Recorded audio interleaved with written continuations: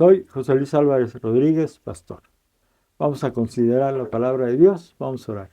Padre, muchísimas gracias por estar con nosotros, muchísimas gracias por darnos fuerza para seguir adelante y poder entender tu palabra, Señor, por medio de tu Santo Espíritu. Gracias, Señor. Amén. Vamos a leer Mateo 4:8. Otra vez le llevó el diablo a un monte muy alto y le mostró todos los reinos del mundo y la gloria de ellos. Y le dijo: todo esto te daré si postrado me adorares. Entonces Jesús le dijo: vete, Satanás, porque escrito está: el Señor tu Dios adorarás y a Él solo servirás. El diablo entonces le dejó y aquí vinieron ángeles y le servían. Vamos a ver capítulo 6 de Génesis, el duelo en el huerto, parte 2. Hay 4 cosas que Satanás quería hacer. Primero, yo tengo que matarlo a Jesús antes de que ofrezca su vida en la cruz. Ejemplo, cuando nació Jesús en la tormenta, cuando se quedó dormido, cuando quisieron matarlo en Nazaret, echarlo por un precipicio, etc. O sea, toda la vida de Jesús, desde su nacimiento, Satanás lo quería matar. Segundo, tratar de infectar a Jesús con el virus del pecado. Las 24 horas del día, Satanás lo tentó a Jesús para que pecara. Pero Jesús se protegió con las palabras: escrito está. Y esa es la forma que debemos de hacer nosotros los cristianos. Si realmente tú te quieres proteger contra las asechanzas de Satanás, tienes que estar en el conocimiento y viviendo la palabra de Dios. Si tú no escudriñas la palabra de Dios, si tú no la crees la palabra de Dios, no tienes protección. En Hebreos 4:15 se dice que Jesús fue tentado en todo. No pecó ni con el pensamiento. Jesús era un cordero perfecto. Tercero, Satanás trató de desviar a Jesús de su misión que él vino a cumplir, de morir en la cruz. En Mateo 4, del 8 al 9, Satanás le ofreció los reinos de la tierra con una condición: que se arrodillara ante él. En Juan 6:15, Satanás lo quería hacer rey de Israel, ¿sí? Pero Jesucristo no lo aceptó. Trató de desalentar a Jesús, que no iba a tener éxito ni triunfo en su ministerio o al venir al planeta Tierra como hombre. En Juan 13:21 vimos muchas traiciones a Jesucristo, pero una de las principales fue cuando lo traicionó Judas. ¿Era el plan de Judas matar a Jesucristo? No, no le convenía a Judas que muriera. Su plan era que cuando entregara a Jesús, se levantara a Jesucristo como rey de Israel y ser el tesorero de ese reino. Cuando Judas vio que Jesús no se escapó de las manos de sus enemigos, tiró el dinero y dijo: he entregado a un inocente, y se ahorcó. No tanto que se hubiera arrepentido de su pecado, sino que no le salió el plan de ser el tesorero del reino que iba a estar Jesucristo, de los judíos. No le resultó así, porque Jesucristo no vino para establecerse en este planeta Tierra como el rey de los judíos, aunque sí lo era.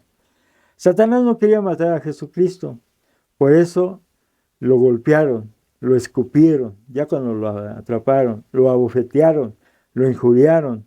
Lo que realmente quería Satanás, que Jesús se vengara de ellos, y no lo logró. Ya cuando fue apresado Jesucristo en el Getsemaní, Jesús se entregó para morir en la cruz. Él, dice la palabra, que él se subió a la cruz. Él permitió que lo mataran para que se cumpliera la promesa del Mesías y su muerte. ¿Qué contenía esa copa cuando estuvo orando en el Getsemaní y oró 3 veces? ¿Qué tenía esa copa? La ira de Dios. ¿Qué es la ira de Dios? Es contra el pecado. Jesucristo no tomó los pecados en la cruz. Jesucristo tomó los pecados antes de subirse a la cruz, o sea, el día jueves en la noche, cuando fue apresado y en el donde se lee que quería que pasara esta copa, eran los pecados del mundo, que tenía que tomarlos, y Dios los puso esos pecados del mundo sobre su Hijo el día jueves. Ahí comenzó, ¿sí?, su sufrimiento, la ira de Dios contra el pecado. En el Apocalipsis se habla de 7 copas ¿qué contienen esas copas? La ira de Dios contra el pecado. La copa que Jesús tenía que beber contenía la ira de Dios. Jesús tenía que beber esa copa por nosotros, por nuestros pecados, y la tomó en ese momento por nosotros, en la noche del día jueves. ¿Quién le dio la copa? A Jesucristo, su Padre. Lo vemos en Juan 18:11, se le dio su Padre esa copa donde estaba la ira de Dios por los pecados del mundo. Jesús estaba viviendo la muerte y sacrificio por nuestros pecados. En Lucas 22:44 leemos que suda grandes gotas de sangre por su agonía al momento de que toma los pecados del mundo. Él tenía que sufrir esos pecados. En lugar de sufrirlo todos los pecadores humanos, Él tomó esos pecados de la gente que se arrepintió, se los entregó, y esa es la agonía que se cuenta. ¿Cuánta agonía para sudar gotas de sangre? Esa enfermedad sí hay. Hay gente que por un problema grave, principalmente mental o de emoción, puede sudar gotas de sangre.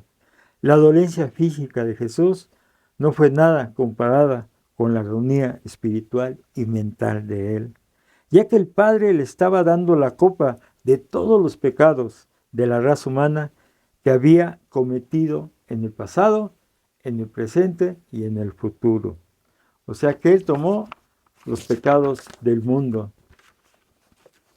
de la raza humana, de casi 6,000 años y lo que falta. Castigado por su propio Padre, bebió la copa de la ira de Dios. En Lucas 22:53, y la potestad de las tinieblas.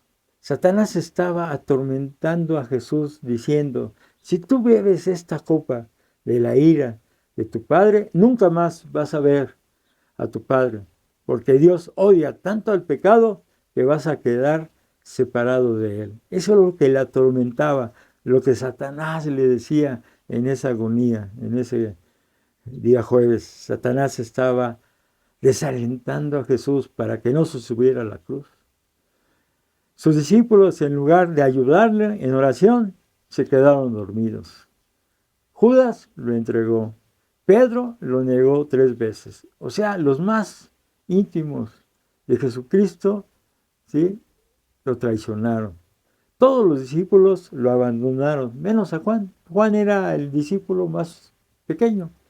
Yo pienso que tendría alrededor de unos 13, 14, 15 años, no sé, no lo menciona, pero era el más joven. Satanás utilizó a sus discípulos, usó a la gente, usó a las autoridades, usó al Sanedrín, usó a Poncio Pilatos, usó a todos en contra de Jesucristo.